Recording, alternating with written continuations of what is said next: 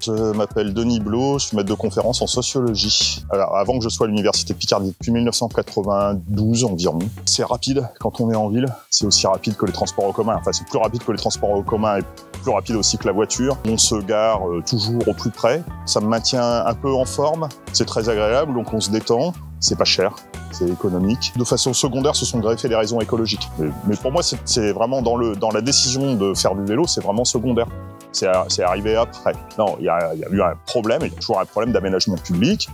J'ai commencé à faire du vélo en ville je vous dis, au début des années 90. J'imaginais pas comme ça a explosé. Il y avait 10 cyclistes à Amiens, on se connaissait tous parce qu'on s'identifiait. Et tous les jours dans Amiens, on sautait sur les trottoirs pour pas se faire écraser. Bon, la situation n'est pas parfaite aujourd'hui, mais les automobilistes font attention à nous, la plupart d'entre eux font attention à nous. Après, il y a des automobilistes qui font pas attention à nous, mais ils font pas attention aux autres automobilistes. Bon, sauf qu'en cas d'accident, effectivement, on est bien plus fragile. La meilleure protection des cyclistes, c'est leur nombre. Les endroits où il y a peu d'accidents avec les cyclistes, c'est les endroits où il y a beaucoup de cyclistes. On me dit souvent, mais pour les courses, comment vous faites? C'est beaucoup plus facile de faire les courses en vélo qu'en voiture. Alors évidemment, on va pas remplir un coffre parce qu'on n'a pas la place. Après, il y a des vélos adaptés, il y a des vélos cargo, mais quand on a des sacoches, on met un cajot en plus, éventuellement un panier devant, on a un volume de courses qui est quand même beaucoup plus important. On va pas dans les hypermarchés, évidemment, on va plus dans les commerces de proximité. Alors ouais, c'est peut-être un peu plus cher, encore que j'en suis pas complètement convaincu, mais regardez l'économie qu'on fait en n'ayant pas de voiture. On a des relations avec les commerçants qui sont beaucoup plus agréables parce qu'on les connaît. Et puis quand on a chargé ses sacoches, un cajot, un sac qui est plein, une famille de 4, on a ses courses pour 10 jours.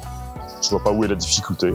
Je me souviens quand j'ai commencé à aller à la fac, c'était au campus à l'époque, à la fac en vélo, quand j'ai eu des étudiants, donc au milieu des années 90, les étudiants me voyaient en vélo et me disaient « Mais monsieur, on est presque en l'an 2000, il faut avoir une voiture, quoi. Qu'est-ce qui vous arrive ?» C'était une vraie marginalité, quelque chose d'anormal d'être en vélo. Donc j'imagine que certains soupçonnaient de ne plus avoir mon permis parce que j'étais alcoolique ou d'avoir, je sais pas, des défauts d'audition ou de vision. Au début des années 2000, les étudiants me disaient plus du tout la même chose. Ils me disaient « Ah, c'est vraiment bien ce que vous faites. C'est bien de s'investir comme ça pour l'écologie. Vous êtes courageux. » Aujourd'hui, plus personne me dit rien, parce que c'est devenu normal de faire du vélo. Et donc en 20-30 ans, il y a eu un chemin parcouru qui est immense.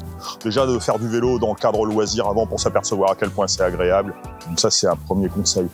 Le deuxième, ça serait d'aller aux Pays-Bas ou d'aller en Flandre, du côté de Gand, de Bruges ou d'Anvers, pour voir qu'il y a des milliers, des dizaines de milliers de gens qui se déplacent en vélo. Et ça donne une atmosphère urbaine qui est extrêmement agréable. Parce qu'il y a beaucoup moins de bruit, on n'est pas gêné par les voitures, il y a de la sociabilité qui est très sympa, etc.